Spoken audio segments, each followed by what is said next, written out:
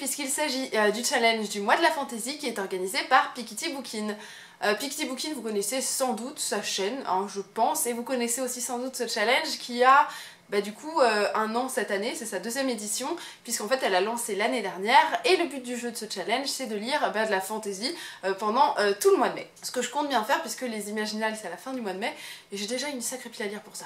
C'est aussi à cette occasion que moi j'avais découvert la chaîne de Piketty Bookin, donc écoutez, je vous invite à aller la découvrir si vous ne la connaissez pas, et puis à participer à ce challenge si vous avez envie de faire baisser votre pile à lire et de lire de la fantaisie. Elle propose donc de lire un maximum de livres tournant autour de la fantaisie avec un système de points.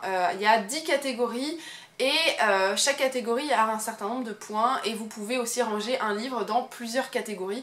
Voilà, vous n'êtes pas obligé de choisir toutes les catégories non plus, voilà, c'est vraiment histoire de faire baisser sa pile à lire des livres qui vous feront plaisir, et puis voilà, et c'est déjà pas mal. Je vais donc vous présenter les bouquins que j'ai décidé de lire dans le cadre de ce challenge, sachant que je ne pourrai pas remplir toutes les catégories. Par exemple, la première catégorie c'est, je crois que c'est de lire un livre fantasy jeunesse, et ça rapporte 2 points, et je n'ai pas de livre fantasy jeunesse, du coup forcément ça va être plus compliqué de remplir ce challenge, donc évidemment je ne le ferai pas.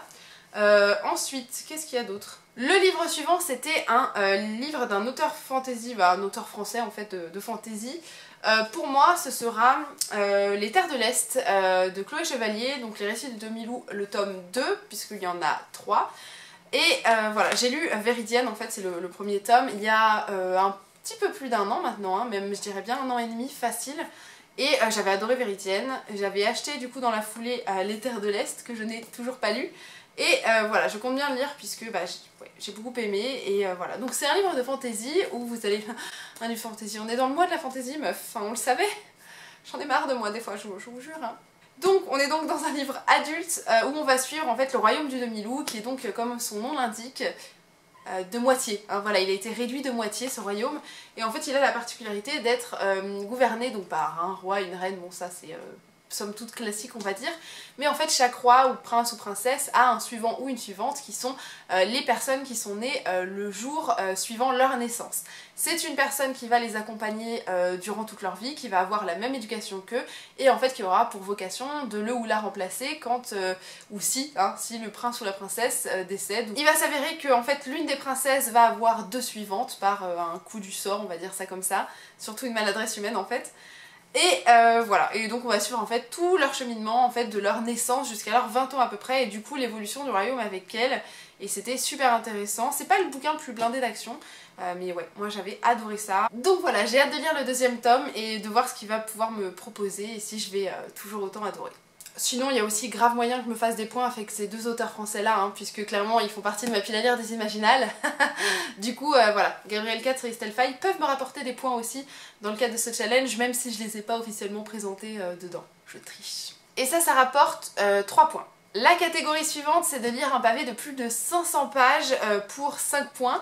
Et là, écoutez, j'ai ce qu'il faut puisque j'ai le 3e tome de Darker Shade of Magic de V.E. Schwab qui s'appelle A Conjuring of Light. Que j'ai dans ma pile à lire depuis une petite année je crois maintenant, hein, peut-être un petit peu moins, et que j'ai très hâte de lire puisque vous le savez j'ai adoré le 1er et le 2e tome de cette saga, même si le 2e tome m'avait un petit peu moins plu. Mais voilà, donc V.E. Schwab a quand même le talent de m'emporter dans cet univers parce que je le trouve absolument merveilleux, j'adore l'idée derrière, enfin, j'aime tout hein, globalement, j'aime beaucoup les personnages aussi. Du coup évidemment je suis très curieuse de continuer cette saga, de la terminer aussi. Et voilà, que vous dire de plus, voilà, c'est donc un univers où on a 4 Londres superposés, mais je pense que vous le connaissez, hein, j'arrête pas d'en parler sur la chaîne, voilà, qui sont tous assez différents, qui recèlent toute une part de magie plus ou moins grande, et vous suivez une personne qui peut voyager dans ces différents Londres, et voilà, il va se passer quelque chose qui va un petit peu chambouler l'équilibre de ce monde-là, et vous allez adorer en fait plonger dans ce monde qui a foutu le camp. Bref, très hâte de terminer ça, parce que je sais déjà hein, que ça va me plaire, donc voilà, même si je serai triste quand je l'aurai fini, je pense. Ensuite, alors je vous présente pas les catégories dans l'ordre, vous allez comprendre pourquoi, parce que comme on peut ranger plusieurs livres dans une catégorie, il y en a clairement certaines où il y aura plusieurs livres, que je vous aurais déjà présenté en fait. Il y a donc ensuite lire un livre avec, je crois que c'est une femme en personnage principal, hein, je crois que c'est ça. C'est ça, le personnage principal est une femme, ça rapporte 3 points. Et ben moi j'ai un livre où il y a 3 personnages principaux qui sont 3 femmes, donc je suis pile poil dans le challenge. Il s'agit donc de One Dark Throne de Kendare Blake et il s'agit d'un livre de fantasy jeune adulte. Et en fait on lui suit, en tout cas dans le premier tome, puisque ça c'est le tome 2, on suit 3 sœurs en fait qui font partie d'un royaume assez particulier. En fait il est toujours gouverné par une reine.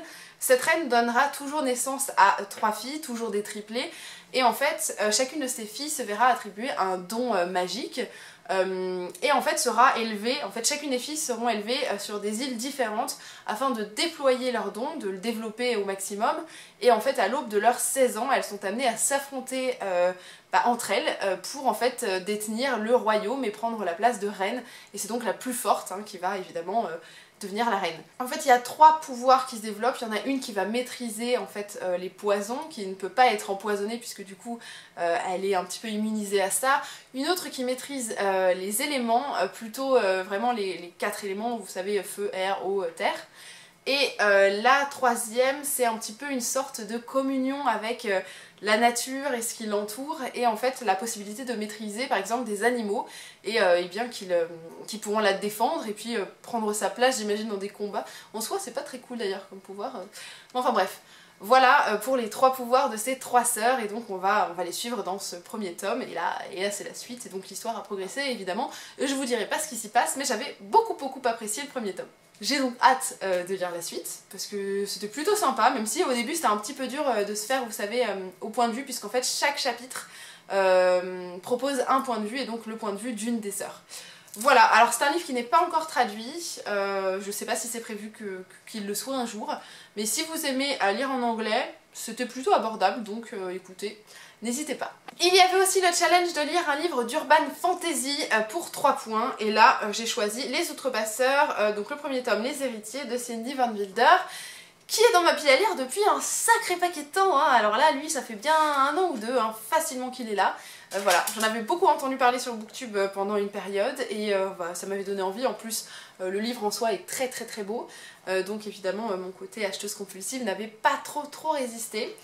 Si je dis pas de bêtises, c'est bien l'urban fantasy, puisque on va suivre un jeune garçon, c'est ça, un jeune adolescent qui va échapper à un attentat. Et il va découvrir qu'en fait il a été visé par cette attaque, et en fait il va être embarqué, je crois, dans un monde fantasy, et va découvrir que tout ce qu'il a connu n'était pas forcément les réalités, et qu'il y avait une espèce de société secrète qui s'appelle les Outrepasseurs, qui va, je crois, prendre soin de lui, et puis essayer de voir avec lui qu'est-ce qu'a foutu le camp sur la planète, ou en tout cas qui essaye de foutre le bordel. Bref, je crois qu'on est vraiment dans l'urban fantasy, ça fait un moment que je suis curieuse de le lire, donc ça va être l'occasion de le faire cette année si j'arrive à le faire, et j'espère quand même.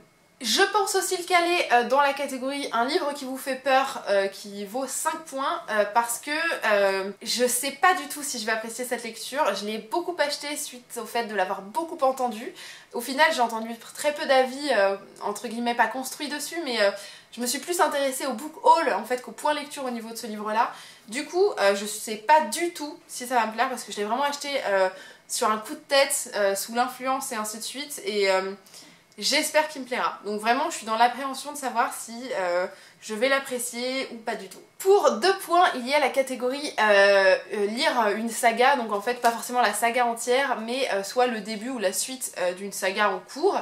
Et eh bien écoutez, j'ai décidé d'y caler Crooked Kingdom de Leigh Bardugo, parce que lui aussi je l'ai dans ma pile à lire depuis pas si longtemps, allez, il y a depuis décembre, grâce à mon amie Coralie. Et j'ai très envie de le lire, il me fait super envie, parce que vous le savez, j'adore Leigh Bardugo, j'adore le monde de Grisha, voilà, donc ce sera pour le coup une mini saga, parce que c'est une duologie et c'est juste le 2e tome. Voilà, on est dans du livre jeune adulte où on suit une bande de voyous qui vont avoir une mission qui leur a été confiée, qui est hyper dangereuse, qui est littéralement affreuse et que normalement personne ne prendrait, mais que eux vont choisir parce qu'ils sont avides de pouvoir et d'argent, et puis de vengeance aussi un petit peu, parce qu'il y a un petit peu de tout ça. Et donc ils vont être embarqués dans une aventure assez folle, et ça se déroule sur 2 tomes. Voilà, moi j'ai lu le premier, je vais enfin découvrir le second.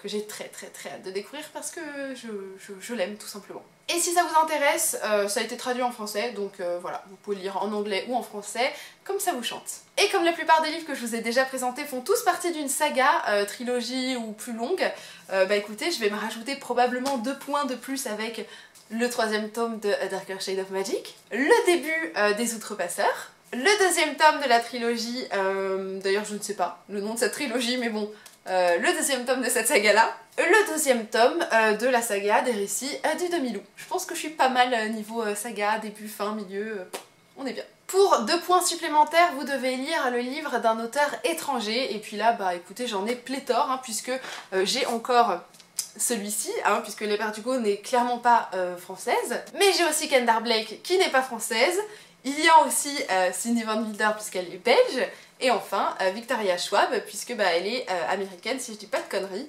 voilà, même si elle a de la famille en France, et bah non, hein, voilà, moi j'ai décidé que ça faisait auteur étranger et c'est très bien. Et parmi les 2 autres challenges que je ne pourrais pas remplir parce que clairement j'ai pas les livres qui correspondent, il y a la lecture commune qui vaut 5 points. J'ai pas prévu de faire une lecture commune sur ce livre-là. Si jamais ça se fait, bah écoutez, tant mieux pour moi, mais je ne pense pas que ça arrivera. Et le dernier, c'était le livre qui te fait le plus envie. Et très honnêtement, à part désigner un de ces livres-là, j'ai pas un de mes livres de ma pile à lire qui m'a crié lis-moi tout de suite maintenant. Voilà, ce sera peut-être Crooked Kingdom parce que ça fait un moment que j'ai envie de le lire. Mais voilà, donc je sais pas si je m'attribue 3 points pour le délire. Mais voilà, donc on verra bien. En attendant, j'ai très hâte de lire tous ces bouquins là parce que c'est clairement la plupart me font très envie. Voilà, il y a Les Outrepasseurs qui me fait un petit peu peur parce que voilà, je l'ai acheté il y a très longtemps, je sais plus vraiment si j'ai tout à fait envie de le découvrir parce que voilà, je l'ai acheté sous l'influence et ainsi de suite et du coup, voilà, c'est toujours ce petit sentiment ambigu, je pense qu'on l'a tous un petit peu et voilà, donc je suis curieuse de voir ce que ça va donner. J'espère que je ferai de belles lectures, de belles découvertes et bah, comme d'habitude, n'hésitez pas à me dire si vous avez lu ces livres, s'ils vous ont plu, si vous avez passé de bons moments avec ou des mauvais d'ailleurs. Et voilà, et j'ai hâte de pouvoir en discuter avec vous et comme d'habitude, je vous dis à très bientôt et je vous fais d'énormes bisous. Salut!